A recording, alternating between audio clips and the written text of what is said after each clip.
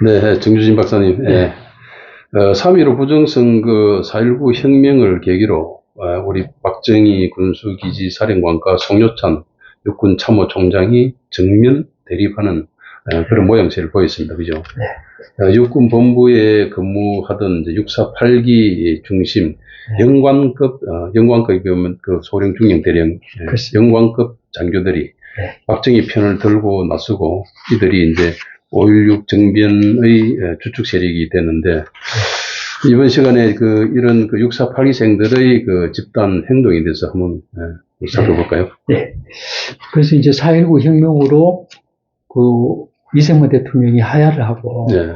이승만 대통령이 하야했다는 거는 이승만 대통령 중심의 권력 질서가 무너진 거죠. 그렇죠. 네. 그러다 보니까 사회가 혼란이 엄청 오니까 이제 군 통수 계통에도 이게 좀 혼란이 온 겁니다. 왜 군 지휘부나 전부 자유당 때 성진한 사람이고 굳어진 체제이기 때문에 거기에 대해서 영관급 장교, 이제 중령, 대령 이런 특히 648기 출신 영관급 장교들이 불만이 컸어요.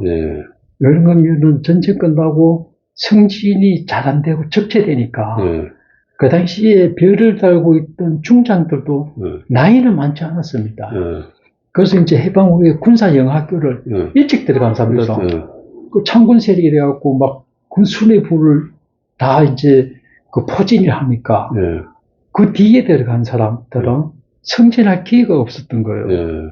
그래서 특히 648기는 이제 정부가 수립되고 난 다음에 처음으로 배출한 대한민국 장교였습니다. 그 이전까지 창군 세력은 일본군 출신, 만주군 출신, 광복군 출신, 일제강점기 나이 있던 사람들이었는데 이 648기는 젊은 사람입니다. 그 이제 대한민국 정부 수립 후에 생긴 데다가 그 당시에 또 경쟁률이 한 10대 1로 굉장히 셌답니다. 그리고 그 앞에 사람들은 교육기간이 짧았는데 한 6개월 교육에 비할 비교적 길었고, 그리고 6.25 전쟁 때 중대장, 소대장으로 근무하면서 많은 사람이 희생이 돼가지고 다른 기수하고 좀 다른 이런 결속력이 있었는데 근데 이 사람들은 전쟁이 끝나고 그리고 그 당시에 군에 대한 복지 후생 제도가 잘 안 돼가지고 밥을 못 먹어가지고 월급으로 한 달에 10,000원 굶어야 되는 이런 상황이었다. 그러니까 그 당시에 또 혁명 5.16 정변 주체 세력의 이석재라고 했는데 감사원장도 오래 하고 그분이 쓴 그 당시 책을 보면은 자기가 대령이었는데 이 식구들 밥도 못 먹이는 대령이 이게 군대냐 이런 나라냐 울분이 차 있었다 그러더라고요. 그래 진급으로도 보면은 군사영어학교 출신의 이제 장도영 그 당시에 이군 사령관 같은 경우는 5.16 직전이에요. 37살인데 그 당시 김종필 중령아 648기에 이제 선두주자였던 김종필 중령아 36살 나이는 한 살짜리인데 한 사람은 별을 3개 달고 자기는 몽어 2개 달고 거기다가 이제 또 3.15 부정선거 때 그 부정선거 다 지휘를 해놓고 4.19가 나도 나갈 생각을 안 하고 이러니까 이 젊은 장교들이 불만이 꽉 차 있었어요. 그런 상황에 4.19가 이제 학생들이 막 격해져가지고 비상계엄이 선포되니까 그 부정선거를 지휘했던 송육창이가 계엄사령관이 돼가지고 또 이제 군을 좌지우지 하니까 야 이거 현실적으로 좀 맞지 않다 이런 불만이 강하게 있었습니다. 그런 상황에 지금도 계엄법에 그렇지만 계엄이 선포되면 그 계엄사령관한테 모든 정보수사관의 지휘감독권이 넘어갑니다. 그렇죠. 그런 직권법 기준으로 보면 국정원, 경찰, 검찰 이런 모든 정보를 계엄사령관한테 다 보고를 해야 돼요. 그렇죠. 이렇게 돼 있으니까 4.19 때도 그런 상황이니까 송교찬 휘하에 있던 정보참모부에 경찰 정보 모든 정보가 다 온 겁니다. 그렇죠. 전국의 시위 상황도 정부 참모부에서 다 관리를 그렇죠. 근데 그 정부 참모부에 기획과장 자리에 김종필 중령이 있었습니다. 그래서 이 김종필 중령은 어떻게 거기 근데 그 당시에 이제 육군본부의 정부 참모부라고 하는 거는 6.25 전쟁 전후에 육군본부 정보국이 정부 참모부로 조직 명칭이 바뀐 거예요. 그 당시에 이제 육군참모총장이 보좌하는 편제가 일반 참모부로 바뀌면서 군수국은 군수참모부, 작전국은 작전참모부, 작전참모부로 이렇게 바뀌었거든요. 그래서 그 당시에 육군본부 정보국에 배치됐던 648기 출신들. 그 당시에 이제 1949년도 5월 23일 날 648기를 조교했는데 그 당시에 육군본부 정보국장이 백선엽 국장이었습니다. 나중에 6.25 전쟁 때 일사단장하던 백선엽 이분이 이제 국장을 하고 있었는데 1949년도라서 이제 6.25 전쟁 직전에 북한이 게릴라들을 엄청 난파를 시켰죠. 태백산, 그리고 한라산에서도 공비들이 준동을 하고, 이렇게 공비들을 준동을 하니까, 북한에서 남치 위협을 보이고, 남한에서는 지리산 이런 데 공비산들이 준동을 하니까, 그러다가 또 게릴라들이 계속 태백산맥 줄기를 타고 내려오지라니까, 이 남한의 정세를 파악할 정교장교들이 필요했던 거예요. 그러니까 그 당시에 백선엽 국장이 648기가 요번에 5월달에 졸업하는데 제일 똑똑한 사람들 뽑아가지고 정보국에 좀 배치를 해라. 그래서 정보 분석 판단이 중요하다. 이래서 그 당시에 648기가 1335명이 졸업을 했는데 대단히 많은 인원이 있죠. 그 가운데 이제 6등에서 35등까지 30명을 뽑아가지고 육군본부 정보국에 전투정보과하고 전투정보과는 남북의 정세를 분석하는데 정보 분석하고 첩보과는 정보를 수집하는데 그 15명씩 배치를 했어요. 그 이 양반들이 그 육군본부의 정보국에 이제 그 명령을 받고 배치되기 전에 정보교육을 그 당시에 청량리에 정보학교가 있었는데 거기 가서 한 달 교육을 받았습니다. 그 한 달 교육을 받고 1949년 6월 20일 날 이제 배치가 됐는데 그때 교육을 끝나면서 교육을 이제 오늘날도 그렇지만 교육과정생들끼리 모임을 만들지 않습니까? 그렇죠. 우리 앞으로 자주 만나자. 그렇지. 서로 교류하자. 이래가지고 그 모임을 하나 만들어가지고 이름을 찐 게 청량리에서 교육받는 데서 청해, 말 그대로 청을 따고 정보학교에 정을 따고 있어서 청정회. 이 모임을 만들어가지고 이분들은 이제 육군 우리 이제 군의 참군세 이러고서 계속 그 5.16 총변이 일어날 때까지 군 정보계통에서 계속 근무를 했어요. 그래 김종필 양반도 5.16 총변 그 4.19가 일어날 때까지 육군본부 정보참모부하고 방채 때 이런 데만 쭉 근무를 하고 이 우리나라 이제 정보 그 세력의 주축이죠. 그래서 5.16 정변이 일어나고 중앙정보부를 만들 적에 부장, 차장 2명, 국장 4명이 전부 청정의 멤버입니다. 그래 그 중앙정보부를 만들면서 김종필 부장이 부장 자리에 자기를 넣고 차장 부장 자리에도 서정순, 이영관 이런 사람을 배치를 했어요. 그렇게 이제 우리나라의 그 어떤 주축이었는데 이분들이 이제 그 4.19 비상계엄 선포가 되니까 집에를 못 들어가고 영내 거주를 많이 했거든요.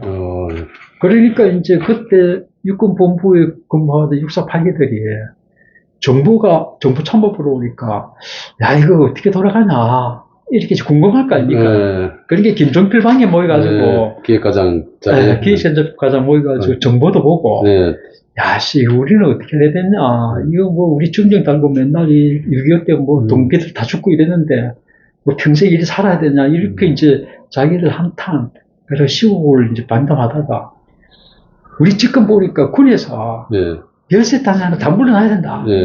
이 자유당 부패 정권에 그거부터 물러나야 된다. 그래서 그렇게 물러나는 그런 운동을 하자. 이렇게 그게 이제 정군운동입니까? 정군운동이죠. 정리하다 이게 정자 군을 정리한다. 이게 정군운동이 시발이 된 거죠. 그렇게 뜻을 모으고 있는 차에 박정희 그 군수기지사령관이 송유찬 그 참모총장을 물러나게 편지를 받다 하니 소문이 되니까 때가 왔다. 이래가지고 그 당시에 그 육군본부에 근무하던 김종필, 김형욱, 나중에 중앙정보부장 하다 김영웅은 작전참모부에 있었습니다. 이 양반은 청정기 멤버는 아니었어요. 김형욱은? 예. 공부를 좀 못해가지고, 그 30%필도 못 들고, 그래갖고 자기는 김형욱 회원을 보면은, 나는 공부를 못했지만 야전에서, 그 문지를 다 덮었으면서, 쌓았던 사람이다. 이래갖고 육군대에 교육을 받고 끝나자마자 작전참모부로 가서는데, 그 석정선, 길재호, 이런 동기생 8명이, 송유찬 물만 나라. 이런 이제 요구하는 연판장을 돌리다 걸려가지고, 국가 반란 업무죄로 이제 체포가 됐어요. 5월 8일 날. 그러니까 그 당시에 송유찬 양반이 김종필을 불러가지고, 당신들 말이야, 나보고 물러나라 하는데, 그래, 나한테 물러나 시간은 좀 주의하면 되겠나. 이러니까 그 김종필 그분의 회고록을 보면, 자기가 그때 시간을 더 주라 그러면 이 양반이 또 안 물러나고 뭉갤 것 같다는 거예요. 그래서 각하, 지금 바로 답을 주십시오. 이러니까, 알겠네, 그나마 내가 물러나지. 이래갖고 5월 20일 날 자신 사퇴를 합니다. 5.16 나흘 후에는, 그죠? 네, 아니죠. 1년 뒤에. 1년 뒤에 5.16이. 그러니까 4.19 직후 상황이에요. 4.19 직후에. 그러니까 이렇게 그 청정의 멤버, 역사 파기의 정군운동에 드라이버가 걸린 거예요. 그 양반들은 이제 젊은 군인들이 육군 참모총장을 내려앉히니까 얼마나 기세가 등등하겠어요.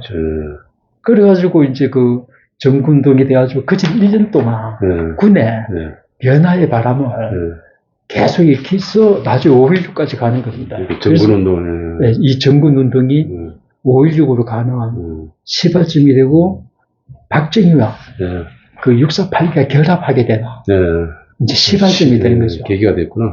그래서 이제 저희가 그동안에 쭉 그 작년 12월 3일 날 비상계엄 사태 때문에 비상계엄을 주제로 우리 구지TV에서 좀 그 설명을 드리면서 이제 5.16 상황까지 오는데 다음 뭐 몇 시간에 걸쳐서는 5.16이 일어나는 과정까지를 말씀을 드리고 나서 또 이제 적절한 주제를 가지고 다시 독자분들 찾아뵀으면 좋겠습니다.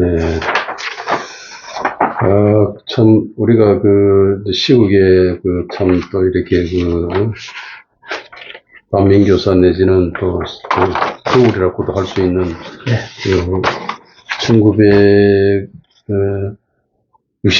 4.19 혁명 직후 혁명 이 직후를 들여다보면서 오늘날 그 지금 어수선한 전국 상황이 좀 얼마나 투영이 될지는 모르겠습니다만은 나름대로 이 역사는 반복되고 역사를 통해서 우리가 배울 수 있는 그런 부분이 너무나 많기 때문에 좀 이렇게 또 대담을 하면서 그래서 자료를 조금 빠뜨린 부분을 보충해 설명드리면 그 이제 영관급 장교들의 불만이 많았다 그러는데 그 이제 불만 중에 송유찬 양반이 3.15 부정선거를 독려하고 각 부대를 돌면서 독려하고 다녔는데 그 당시에 1년 후에 이제 5.16 일어나고 중앙정보부 차장으로 근무한 이 사람은 그 청정의 멤버입니다. 이영근이라고. 이영근 차장.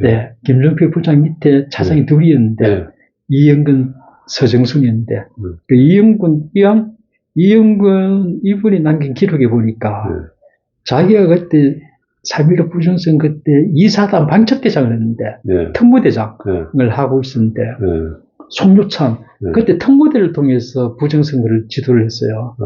그러니까 이제 송유찬 참모총장이 이사단에 와서 요 특무대장한테 이사단 특무대장 이영근한테 선거에 몇 프로 나올 것 같아. 이승만 대통령이 이러니까 이영근 양반이 91% 내지 92%는 될 것 같습니다. 그러니까 그 송유찬 총장이 지휘범으로 이영근이야말로 배를 콕콕 찌르면서 91%가 뭐야 이 사람아, 다른 데는 120% 남는다는데 105% 120%라는데 이게 더 열심히 해. 그래서 콕 찔렀다는 이런 그 말을 하겠잖아요. 그리고 명확하게 부정선거를 가다 보면 한 걸 아는데 송여찬이가 계속 누질고 있으니까 불만이 많았던 거죠. 참. 네, 그래서 이번 시간에는 이제 이런 4.19와 5.16 혁명 직전에 바로 4.19 직후네, 그죠? 네, 4.19 직후. 그래서 4.19 직후니까 4.19 직후에 우리가 이 상황을 살펴봤고, 다음에는 이제 5.16까지 한 1년 과정을 그때 이제 쭉 변동을 우리 이제 장면 정도에 들어서고 그리고 이제 여기서 어떻게 보면은 5.16 그때 정변을 통해서 한국 현대사 확 달라진 거 아닙니까? 그렇죠. 그러니까 그걸 좀 정밀하게 보는 것도 오늘의 이 시국을 이해하는 데 도움이 될 것 같아서. 알겠습니다. 참 나름대로 이렇게 우리가 분석이 지금 이렇게 진행이 되고 있습니다만은 좀 더 정밀하게 또 접근할 필요가 있을 것 같은 생각이 듭니다. 자, 이상입니다. 여기까지 하겠습니다.